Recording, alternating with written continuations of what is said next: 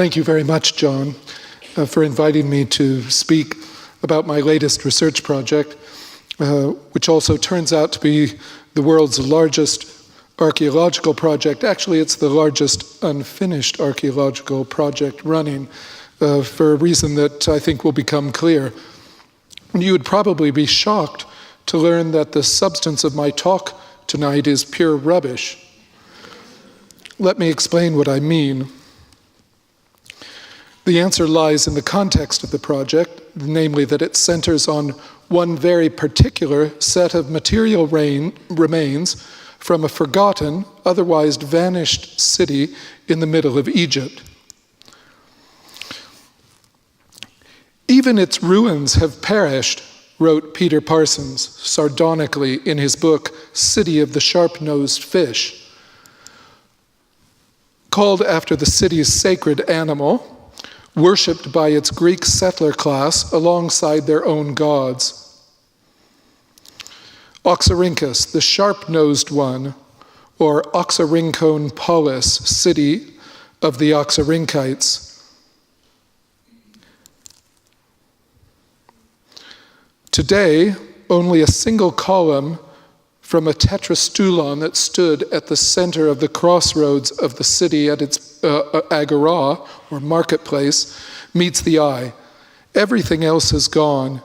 Building material for modern houses, and the village of Bakhnaza, built partly over the site.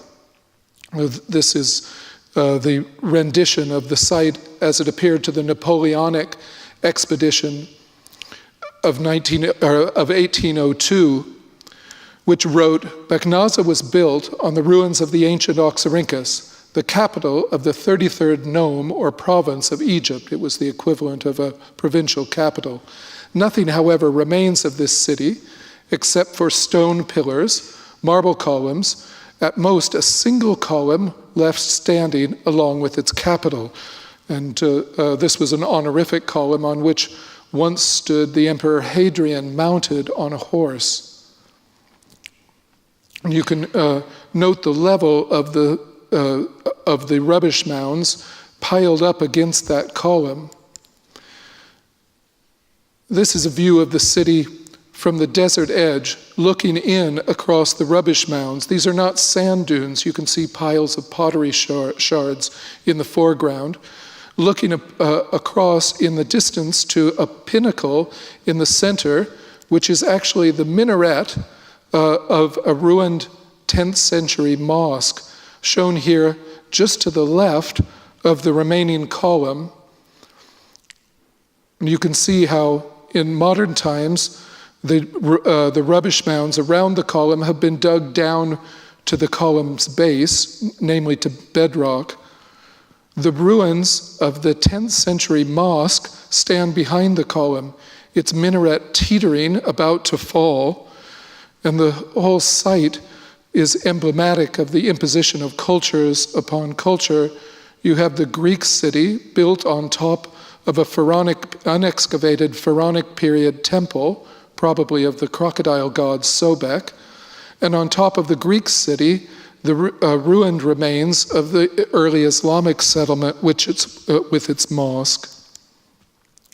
The site is littered by remnants of Greek architecture, Corinthian columns from its colonnaded streets, which also top the columns of the ruined 10th century mosque.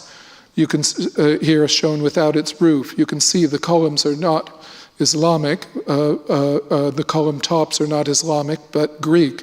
So the Islamic city is being built out of the ruins of the Greek city, which in turn utilized the architectural remains of the pharaonic period city. But once it had walls 3 miles round, with 5 or more gates, colonnaded streets, each a mile long, crossing in a central square, a theater with seating for 11,000 people, a grand temple of Serapis, or perhaps Sobek. To the east were the moorings of boats on the Bar Yusuf, or Joseph Canal, a tributary parallel to the Nile. To the west lay the camel route across the desert to the western oases and on to Libya. All around lay lush farms, gardens, and orchards, with irrigation from the annual flood. And between the desert and town, a circle of dumps where the rubbish piled up.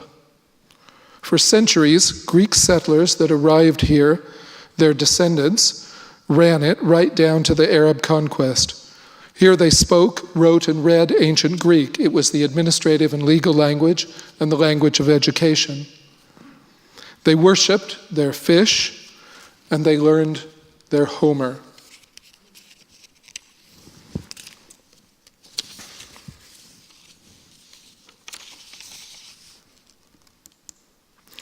And yet, in spite of the paucity of material remains, we know far more about Oxyrhynchus as a functioning town and about its individual inhabitants than we do about many more famous towns with more glamorous ruins. We know, for example, where the Jewish quarter was. It's located in the report of the night watchman as he made his nightly rounds. We know where the cobbler lived, where Thonis the fisherman lived, Philemon the Greek grocer. We know how much farmers had to pay when they brought in dates and olives and pumpkins to market. We know that on the 2nd of November, AD 182, the slave Epaphroditus, 8 years old, leaned out of the bedroom window to watch the castanet players in the street below and slipped and fell and was killed. We meet Judah, who fell off his donkey. He needs 2 nurses to turn him over. Sabina, who hit Sira with her key and put her in bed for 4 days. And a 12-year-old slave girl who was drowned while swimming in a canal and got caught in the sluice or weir. And the reason we know so much and in so much detail is rubbish. The town dumps of the city of ancient Oxyrhynchus remained intact right up to the late 19th century. They didn't look very exciting, just a series of mounds, as you saw earlier, covered with drifting sand. But they offered ideal conditions for preservation. In this part of Egypt, it never rains, or rarely. Perishables, which are out of reach of groundwater, survive for centuries in the sand. In the dumps was something which the famous classical sites could not preserve. Alongside people's clothes, baskets, rope, tools, glass, a fair amount of glass, not of course from beaten pane glass for windows, which were a medieval invention, but mainly cosmetic bottles and drinking ware. In addition to those things were papyrus, the ancient equivalent of paper. And this is a brief tutorial in the construction of papyrus from slices of the papyrus plant, placed at 90-degree angles to one another, and then pressed into sheets which are in turn glued together into rolls. Later on, folded sheets were sewn into quires to make codexes, the form of the modern book. Papyri are studied by scholars called papyrologists, and if you can imagine a science in the not too distant future that studies texts from before the digital age printed on paper and written on paper, it might be called papyrology, and I would be called a papyrologist studying these texts. It was only in the late 19th century that people began to realize what the garbage dumps of Greek and Roman Egypt had to offer. After Egyptian peasants made chance finds and dealers sold them on to Western museums, scholars began to wonder what could be retrieved by more systematic excavation. And so, in 1897, the city of the sharp-nosed fish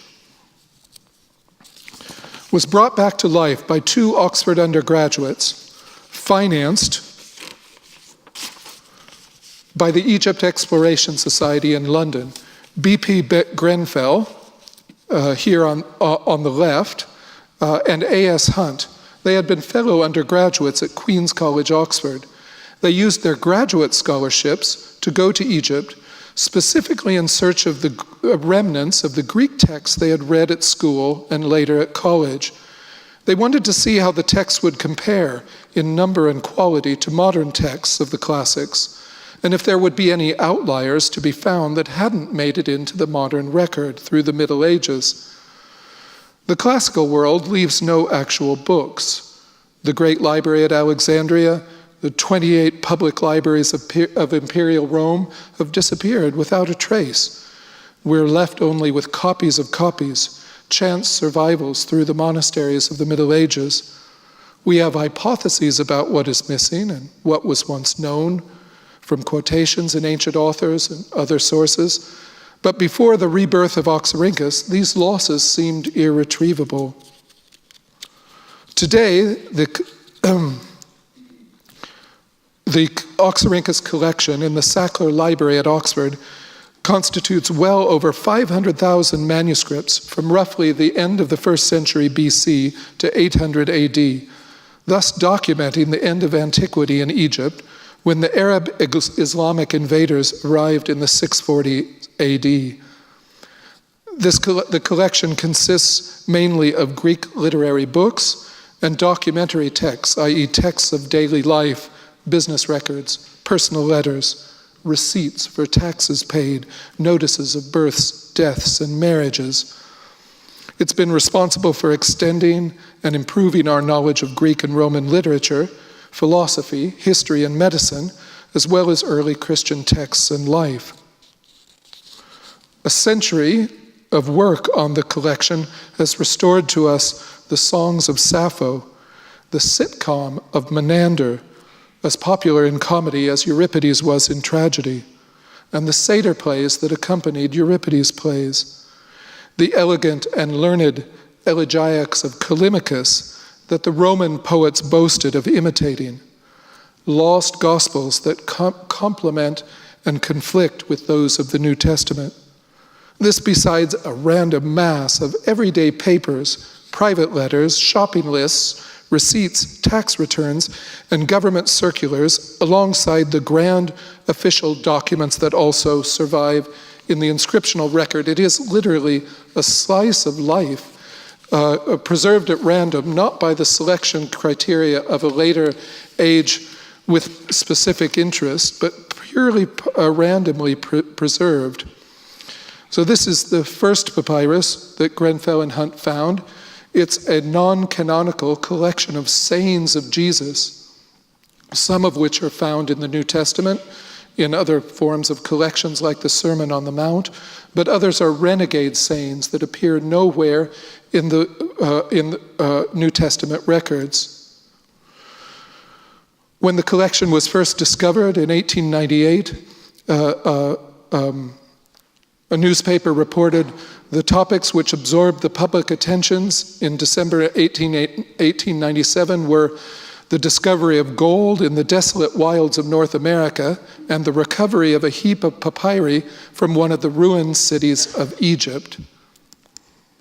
So these are two opposite photographs, resembling one another in a way, a parade of prospectors climbing one of the mountains in the Klondike to reach the gold fields, and the diggers of the rubbish mounds at Oxyrhynchus in 1897 and 98.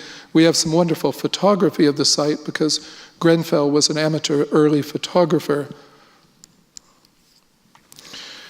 Thus far, the work has involved reading and interpreting the papyri by individual scholars, one man with one papyrus and a magnifying glass. The work is arduous and complex, painstakingly achieved through transcription from autopsy, followed by translation and comment, and published in print volumes. The series is the Oxyrhynchus Papyri. It's a major project of the Egypt Exploration Society, which still publishes the volumes. We've published over 5,200 texts so far, still just 1% of the bulk, but painstakingly and caringly done. We're up to volume 81, which is about to be out to be published, so an average of 60 items per volume. It's testimony to the hard-won progress that's been achieved by scholars with the patience of angels.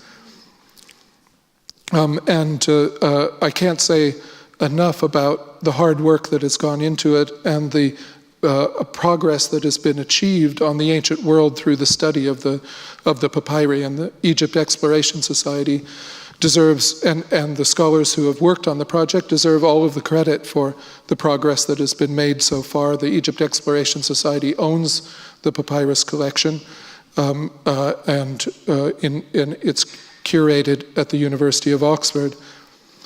But the digital age also offers projects for other ways of working on the papyri, beginning with the large-scale digitization of the collection in the form of images, a project called Oxyrhynchus Online, which publishes digital images of all the papyri in the collection.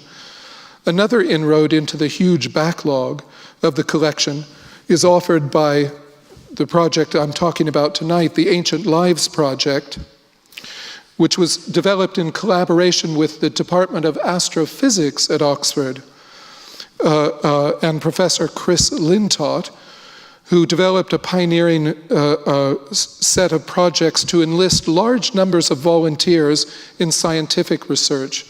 He used them to classify millions of photographs achieved by radio electron microscopes of galaxies. The project is called Zoo Galaxy, and it's part of a suite of larger projects called Zooniverse, of which Ancient Lives is one. The Ancient Lives Project, and it's easily accessible, Ancient Lives, one word, .org, O-R-G, involved imaging individual papyrus fragments. Sorry, this is more of the print editions, how the papyrus makes it from individual fragments into transcripts. And this is the Ancient Lives Project. Involved in imaging individual papyrus fragments, numbering in the millions, and developing computational methods for processing and extracting the image data from the photographs so that they could be served up instantaneously to volunteers. And if you log in on this site, anybody can join in the project. You can click and see one papyrus fragment after another. And I estimated that if I were to sit and click continuously for the rest of my life, I would never exhaust all of the images in this papyri in the system. That's how many there are. These were then deployed on the web in form of an interactive interface and database that could collate algorithmically and process the digital transcriptions of the papyri done by multiple volunteers of the same text. So if you clicked, you would get a papyrus like this to transcribe. There's an online keyboard in order to do it with. All you need to know is the 24 letters of the Greek alphabet. And there's a tutorial, online tutorial to take if you don't, to teach you if you don't. You point at a letter, then click on the corresponding letter on the on-screen keyboard. It doesn't matter which letter. It doesn't matter whether you are transcribing a word or not. Our database automatically records your click, along with dozens of other volunteers who are transcribing exactly the same papyrus.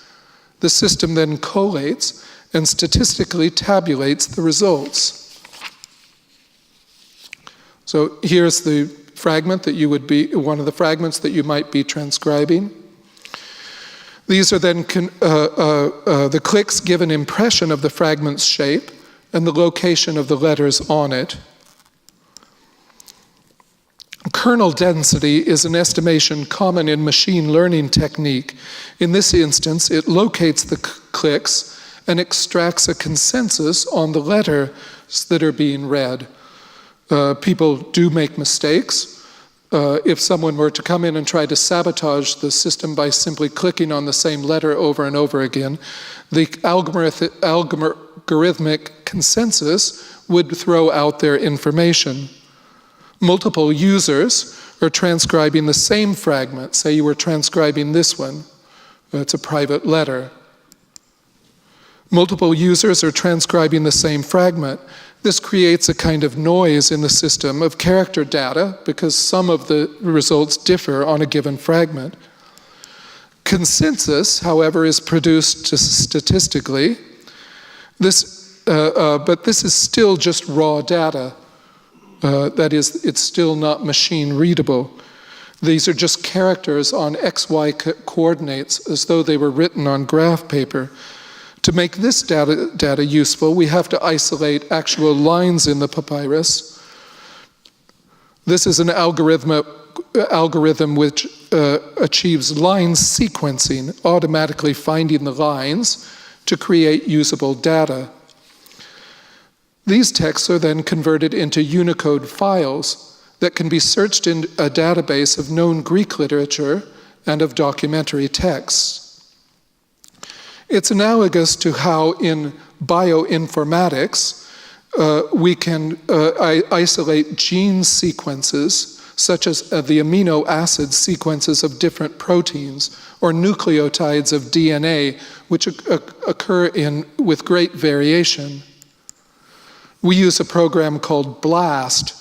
It's an acronym that stands for Basic Local Alignment Search Tool.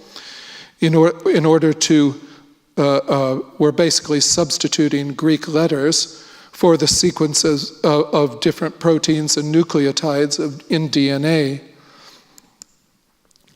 and then searching them against a database of Greek literature to find similar or sometimes the same text.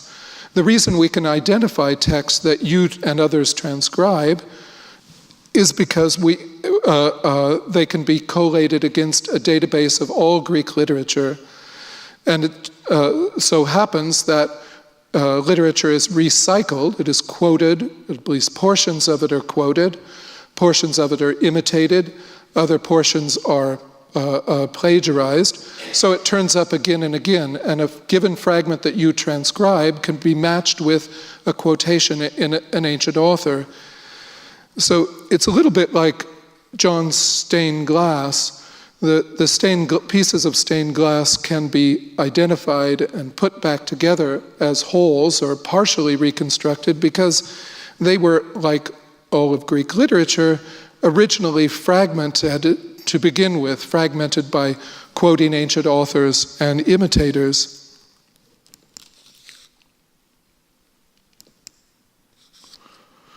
So that we use the system to do a number of different things, to move from images of fragments through users' clicks to form a transcription, to assess consensus character positions and uncertainty to arrive at a reasonable consensus transcription, identify the fragments if they are a known or similar to a known text. Documentary text, for example, the names of people and titles of the emperors, for example, dating formula appear over and over again. We can root out error by statistical means. We can do pattern searches for specific types of documents. We can organize handwriting samples into similar or same identities to put fragments of the same manuscripts back together, and also pieces of the same, of similar shape, joining separated fragments. And then automatic dating of fragments through handwriting analysis. So it's a project that is under evolution. We're about to introduce a new interface which will make the process a little bit more transparent. In particular, you'll be able to see the results of your own work as it proceeds through the editing process, filled out by other transcribers and perfected, the editions perfected and translated by experts. So the project has improved the process of transcribing, cataloging, and identifying a vast quantity of remaining texts. In the past 4 years of the project, we've now recorded 9 million individual characters from 300,000 individual registered users transcribing on the project. These people range from school students through interested amateurs to high-level scholars who are eager to get at the new and unpublished texts. And in fact, we include in the system a fair number of already transcribed and published papyri, that is, texts that we already know what the texts say, so that once you transcribe one of those, you as a user are automatically assigned a score, and the more accurate your transcription, the more heavily the system weights your results in the statistical algorithm. You'll be able to continue to have a desktop workspace where you can store your own transcription and access them for later revision or see how they're improved by others. There is even now a comment box that allows you to pose additional questions to other transcribers. So the project has resulted in new ways, new developments for the study of ancient texts through the merging of human and machine intelligence, and enable us to produce born digital editions. That's a kind of term of art that refers to editing that takes place not in the form of print publication, which is then digitized and put online, but editions that are actually created online and only later, when the bugs are worked out of them, put into print form. And it's changing the whole way of working and editing of the papyri, and it's actually improving the quality of the print publications rather than doing away with them. It's also further research on the papyri, allowing scholars to identify and prioritize significant texts sooner.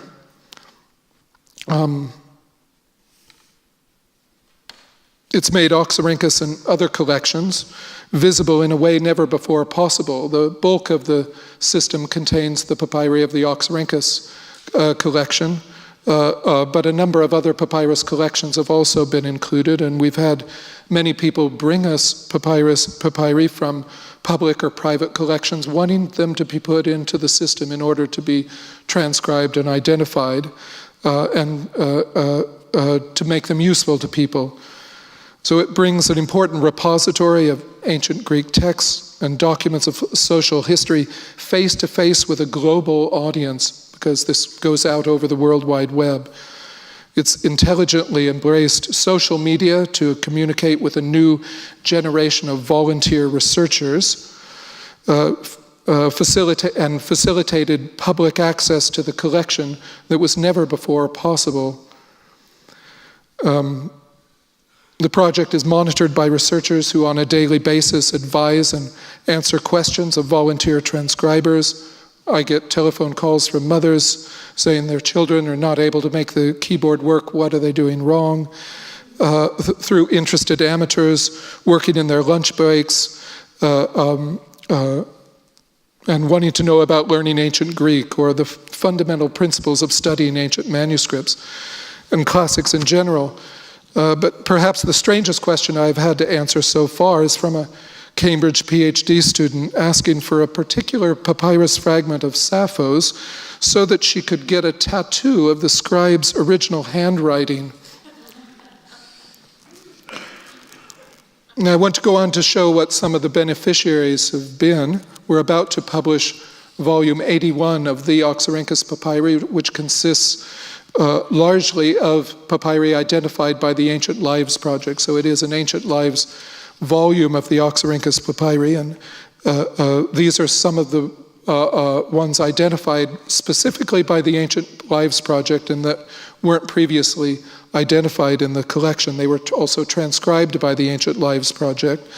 Although, as I say, the project is an offshoot of the Oxyrhynchus papyri series, and is authorized by the Egypt Exploration Society. So some of the beneficiaries have been a new fragment of the 5th century BC poet Simonides, of an epigram partially known of his, at least it's quoted to be from an epigram, it might be from an elegiac poem on drinking, in which he praises the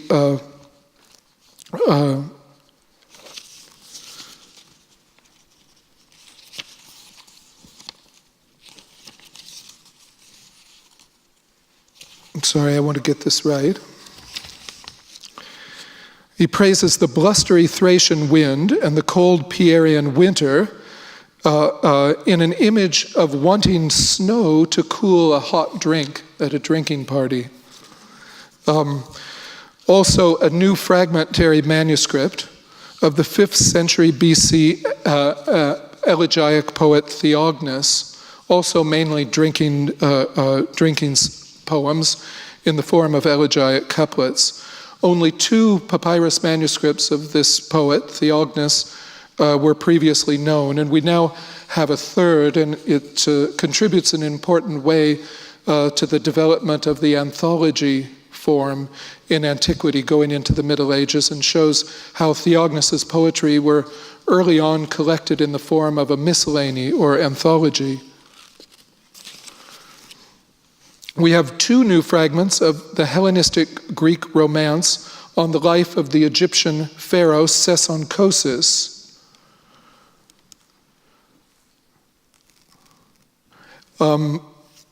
New papyri of ancient fiction are highly prized because the novel, as we know it, was invented in the Hellenistic period. The first novels were written by Greeks and then later by Romans. It's a novel it's a genre that's never mentioned by any ancient critic. That's how new it was in antiquity. And this particular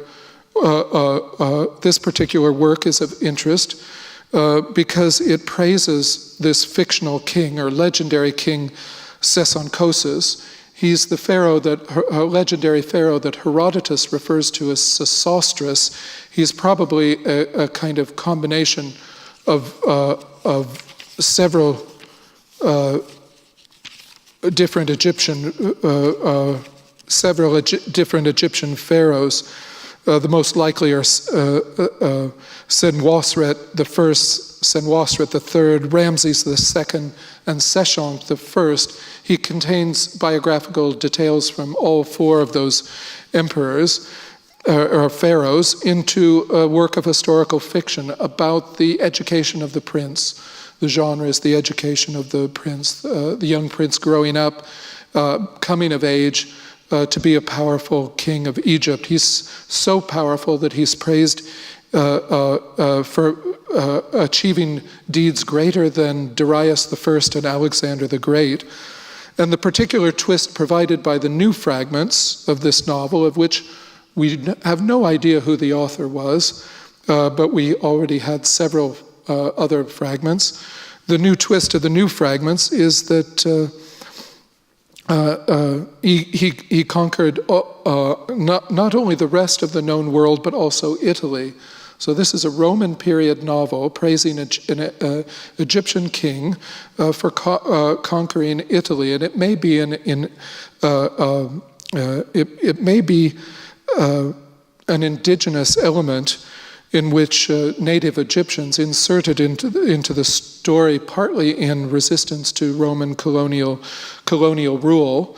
At the same time, being written in Greek of the Roman period, it has an orientalizing cast because it basically represents the pharaoh Sesonkosis as though he were a kind of Alexander the Great, but with the mystique of the Far East and the wonders of the Egyptian world.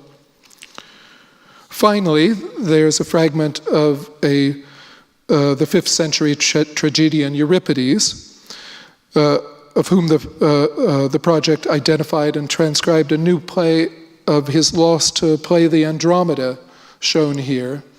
In a Roman mosaic, shows Perseus, the son of Zeus, by Danae of Argos, who floated across the sea to North Africa, and where Perseus found Andromeda chained to a rock where she was being sacrificed to a sea monster, and he fell instantly in love with her, love at first sight. And in the play, he spoke a famous speech. He spoke a famous speech which was a prayer to Eros, asking Eros to help him win Andromeda's love and release her from her chains where she was being sacrificed to a sea monster. So the text can be partially restored from a quotation in the Greek collection by Stobaeus. So the first 5 lines can be restored, and we know exactly the line lengths. The rest of the lines can be restored by guesswork and knowing the grammar. And the interesting contribution of the fragment is that it refers to the golden drops. And this is clearly a reference to the fact that Zeus had visited Perseus's mother, Danae, in the form of what the writers of myth called a golden shower. And we know about this from the stories, and it's even depicted in art. This is a 5th century vase, which shows the golden shower of Zeus falling down on Danae, who had been imprisoned in a bronze tower by her father because there was an oracle that her child would depose her father, the king. So her father imprisoned her in a tower, and Zeus, who had fallen in love with her, had to gain access to her by transforming himself into golden drops. It has almost the wrong connotations in the modern world, but it was allegorized by ancient authors from everything from Zeus's semen to golden coins that Zeus had bribed her guards with. But these 5th century pots show the scene with golden drops falling down into the lap of a Danae who is represented as naked and therefore as a hetaira or a prostitute, offering herself to Zeus's favor. Here the drops are seen spilling out of a wine amphory, the golden drops. So the papyrus fragment continues on Perseus's famous speech from Eros by saying, just as you helped my father Zeus get access to my mother Danae when he was in love with her, so help me win the hand of Andromeda. So in conclusion, this is a delicate balance between traditional scholarship, painstaking curation and conservation, and I can guarantee you that the Egypt Exploration Society is badly needed of assistance with that, and publication, together with innovative endeavors. The project's long-term goals are largely those that it shares with the World Monuments Fund: fundraising, conservation management, education advocacy, and partnership building. The sustainability of the project depends on 2 factors: the ability of researchers to migrate information and existing technologies to support new and more efficient platforms, and also the willingness of older researchers to engage in those. Secondly, in the ability of the papyri fragments themselves to yield new and interesting and significant data.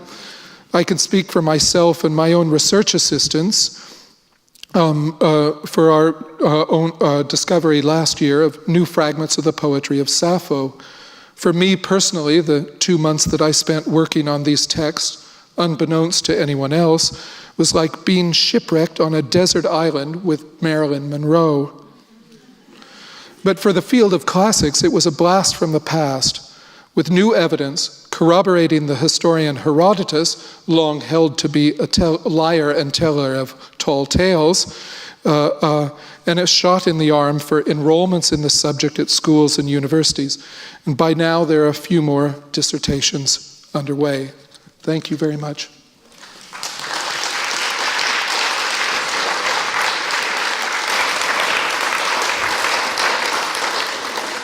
Dirk, thank you very much indeed. That absolutely fascinating, your ability to condense what I know is an enormous story into 40 minutes. Really fascinating. And I love the way that the work that you do allows you access into the poets and philosophers all the way through to what the common man was doing. So that combination I find absolutely fascinating. And then layering that with modern technology. A wonderful presentation. Thank you very much. And I particularly liked the analogy of being shipwrecked with Marilyn Monroe. I thought that was wonderful. We've got some time for some questions, and we've got some roving microphones in the room with Sophie and Melissa. So if anyone would like to ask a few questions, we've got perhaps 5 or so minutes that you can ask questions of Dirk. To get us going, perhaps I'll start off with one whilst you think of questions, and then put your hand up and the mic will come to you. Dirk, in terms of the whole collection and the amount of work, the amount of transcription which has been done, how far would you say transcription has got through the whole collection from in the Ashmolean, for example? Well, it's taken place in several stages. First of all, there have been the 5,200 texts published so far in print form, although those texts are dwarfed by the numbers that remain to be published. They were selected for their importance, many of them, and their size. So there's some of the larger and more important pieces in the collection. Also, the more we work on the collection, even in the Ancient Lives project, more and more the pieces that we're identifying, both of literary texts, ancient books, and documentary texts, public and private papers, they tend more and more to be pieces of things that we have already published. So they're another piece of the puzzle. We published a contract for rent early in the century.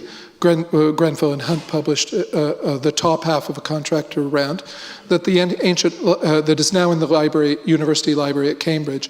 The Ancient Lives project identified the bottom half of the same contract, beginning right where it breaks off, the bottom half of the page of the same contract. So now in a way, we know how the story ends, or we know we have a complete set of economic data for that rent contract. And many literary texts now turn out to be another chunk of the same manuscript, of Plato's Phaedrus, that we already have on record. So there is a bigger slice out of the pie than that 1% might represent. There was a inventory done of about 20% of the collection by the previous generation with partial transcripts. So that might amount to another 1% of the collection being transcribed. But the Ancient Lives project has speeded that process up by 10 times, and it could, at the current rate, if it were to continue at the current rate, which is unlikely, but were it to continue with the same amount of transcription going in, it could transcribe the better part of the collection in 20 or 30 years. Wow. So, significant increase. Okay, thank you for that. Has anyone got any questions from the audience? There's a question at the front, perhaps Sophie there, and then there's a question behind as well. So we've got 2 in the audience. Sophie, perhaps. Just to say, do you think there are rubbish tips in other parts of the deserts that remain to be discovered?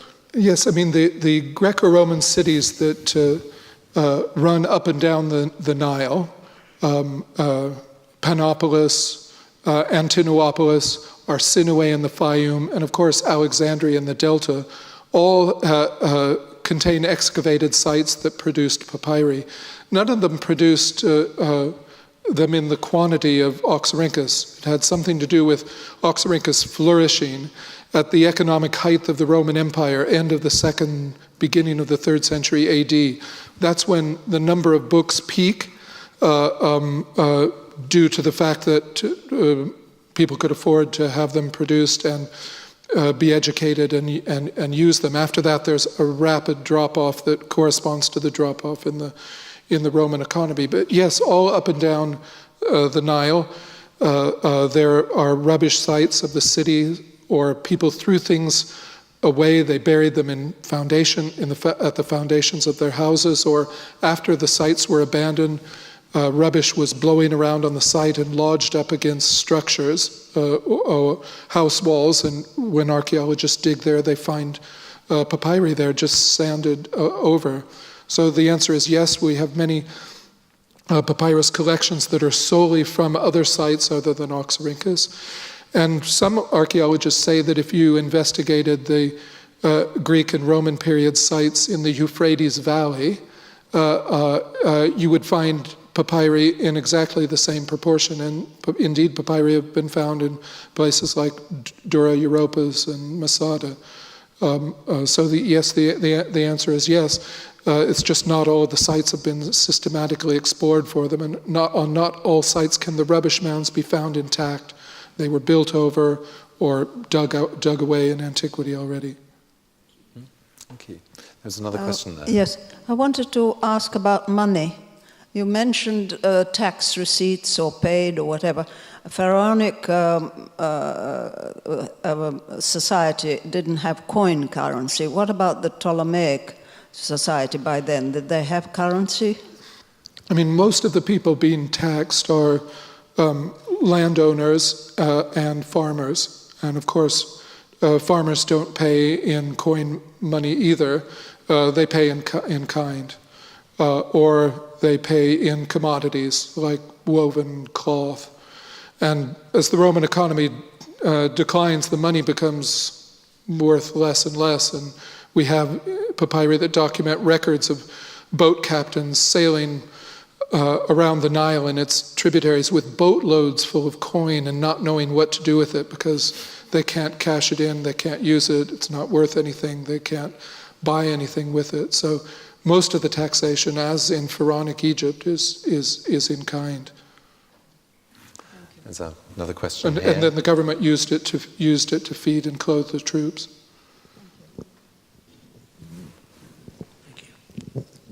Are you able to select the better, quality is not the right word, but the better sized fragments from what you have left, or do you just open the next box and dig into that as you go along? Not necessarily. Grenfell and Hunt tended to gravitate towards the larger fragments. They wanted the text to seem impressive, and so they tended to publish the bigger pieces and the partial rolls where you had 4 or 5 columns in a row of a degraded papyrus roll or a quire of a book. But they were also fully aware that there could be extremely valuable things in a postage stamp size piece, and they're just harder to identify. So this new fragment of Simonides' epigram, it's just 3 lines in it and a bit. There's not even a whole word preserved in it. And one thing that the digital databases and being able to search a complete database is it allows us to identify important material in smaller fragments, in larger quantities. But the collection has juxtaposed very large fragments with very small fragments, because even a small fragment can confirm or disconfirm a disputed reading in one of the synoptic gospels, for example, and provide the earliest manuscript witness to it. So it's not the case that size always matters, although it's always nice to have more. And one of the things that I mentioned is we're finding more and more pieces of the same manuscript. So instead of the pieces getting smaller, because the big ones have all been published, we're ended up producing bigger pieces because we're adding newly identified pieces on to pieces already published. So the jigsaw puzzle is growing.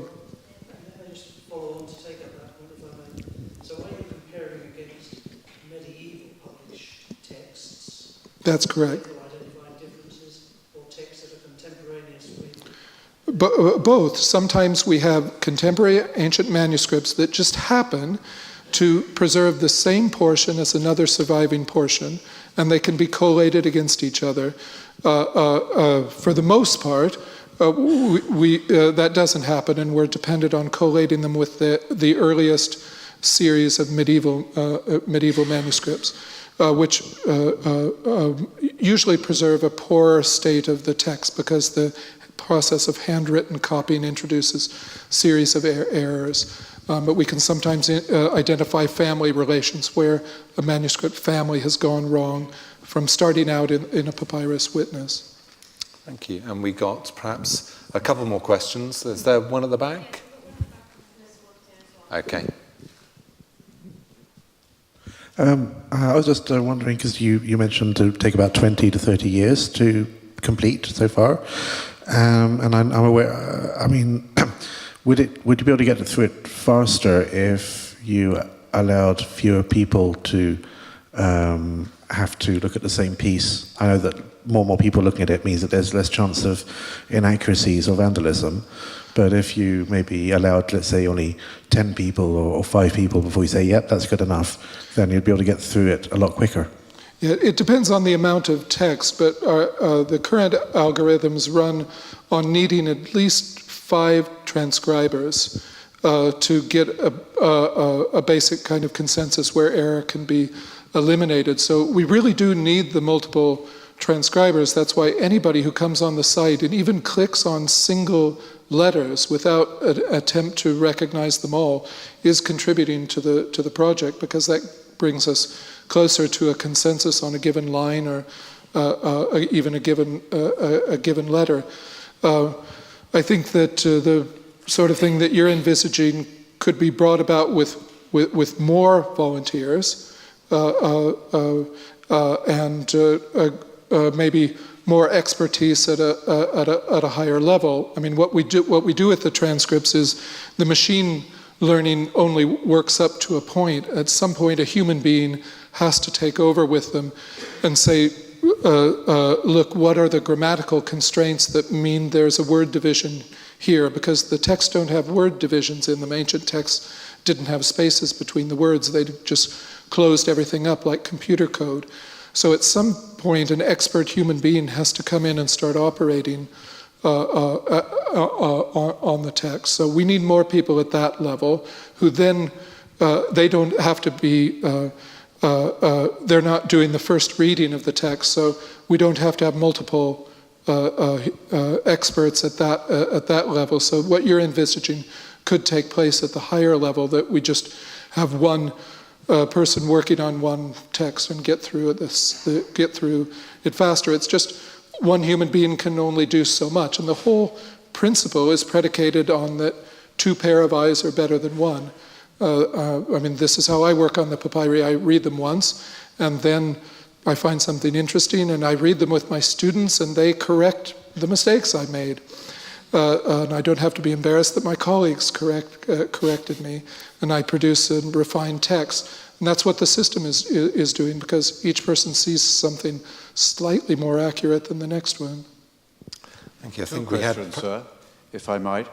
You showed 2 rather intimidating piles of these fragments. How do you straighten them out? And the second question is, did you find a lot of Gnostic Christian texts? So the first question, those were 2 piles of carbonized papyri. They were burned in a fire, probably on the rubbish mounds. They were whole rolls of documentary, of tax documents that were pasted together into a roll. And they were burned on the rubbish mound, and they fell into a pile of charred fragments when they were taken out of the box. And they have to be reassembled by the same means that the other fragments. It's just that they're very, very dark and have to special imaging techniques have to be imaged with multispectral imaging to be able to see the writing on them. But otherwise, they're treated exactly as the rest of the papyri are. And there are many more piles of non-carbonized papyri sitting around on our tables waiting for that to happen, or we digitally image them and then conserve them in paper folders until they can be worked on. And the digital imaging prevents wear and tear on the originals because they don't have to be moved around constantly and they can be easily accessed. The second question is, yes, the collection has produced quite a number of, if not exactly Gnostic texts, certainly lost Gospels that don't appear in any other part of the New Testament, and some with sectarian concerns. There are a fair number of Coptic papyri, not nearly as many as Greek, but the Gnostic Gospels from Nag Hammadi were all written in Coptic language, which was Egyptian language written in Greek characters. So the monasteries around Oxyrhynchus and the Christian communities were interfaced with the Gnostic Christian communities. It's clear from the texts. Thank you. As you're looking for people, what about the huge amount of young Greeks that are unemployed? Could you not encourage them? Because it's their language, they'll read it in a jiffy for you. Well, it's interesting that you say that, because we do have many Greek students, both undergraduates and especially graduate students, who come here specifically to work on the collection. I have a young volunteer here now doing work experience from Cyprus. And of course, they are much more adept at reading the Greek scripts, particularly the cursive handwriting in which the documents are written, because they've seen scripts resembling it in their parents and grandparents, and historical documents written in modern and early modern Greek. So we certainly do utilize such people, the expertise of such people whenever we can, and we do encourage them to come here and work. If I can take one final question, because there's someone down the front here, please. And then if you've got other questions, do come up and ask Dirk afterwards. But one final question, then I'll draw it to a close. So it's just here, Melissa. Yes. How do you actually store all those delicate fragments without their deteriorating or crumbling? You talk about boxes, and I just wondered how they were kept. Well, that's a good question. Grenfell and Hunt stored them between pages of old copies of the university newspaper. So the bulk of the collection is in newsprint copies of the Oxford Gazette going back to 1897, and we can date the time in which they flattened them out took them out and flattened them out, which they did by dampening them with a cloth and then pressing them in blotter paper. We can date them from the date on the university newspaper that they are in. But of course, these aren't modern conservation conditions. They all need to be transferred to new acid-free folders, which we try to do gradually. We do a box every now and then, but materials are expensive and storage space is expensive. But they are basically in paper folders, stacked one on the top of each another, and the folder is very carefully lifted out and opened up, and the pieces taken out with tweezers without touching them. When they are published, they are sandwiched between two glass panes, two pieces of plate glass, and the edges taped. And those pieces are easily accessible. They're of public access. People can come to the collection and they can handle them. They can put them on the table under a microscope. Papyri don't particularly mind being smashed. They were pressed when the papyrus was made. They are fragile in that they will break if you fold them. They don't like to be folded, and they don't like to be made wet. But if they're kept flat, even if they're pressed between two panes of glass, they're inert and they won't be damaged. So those are the two main ways of storing them. And we have racks of shelving that would span the distance of this entire auditorium, racked with shelving of the boxes of them. Fantastic. Dirk, thank you very, very much indeed. I think I'd ask you to join me in a round of applause for Dirk for a really fascinating lecture. So thank you very much. Thank you for your talk as well.